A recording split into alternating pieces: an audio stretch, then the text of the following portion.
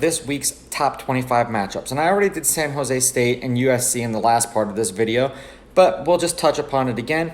I wouldn't be all that surprised if USC lost this game because they're a school that has consistently let their fans down, and who knows what the hell is going on there.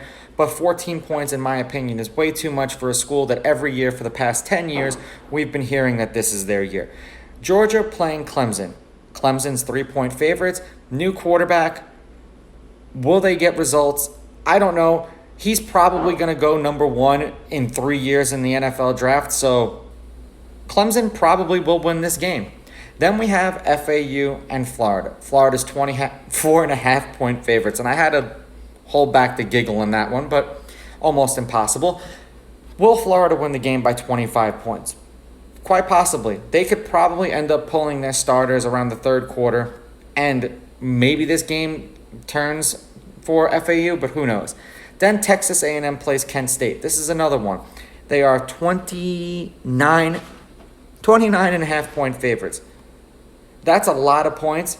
I can see Texas A&M putting 50 up on them, and Texas A&M has always been this school the past few years with this playoff that's kind of been on the cusp of getting into the playoff. And these are the games that they have to win and win convincingly, because if they squeak by in this game and don't cover, they're not going to be looked upon the same at the end of the season.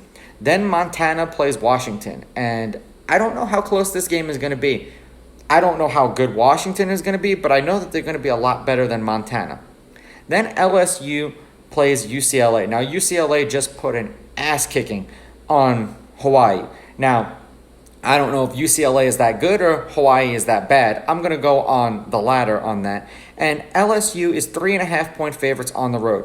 Rightfully so. The SEC teams tend to do very well, especially against Pac-12 teams. And LSU is always very good on defense.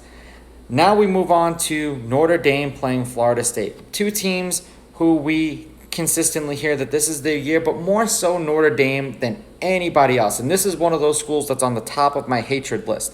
Now, Notre Dame is 7.5-point favorites.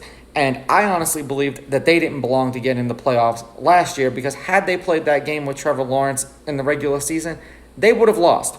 That's just my opinion. They ended up getting in there and losing anyway, but they took away a spot from someone who could have been a little bit more competitive. And every year we hear the same thing about Notre Dame. Now, their defense was legit.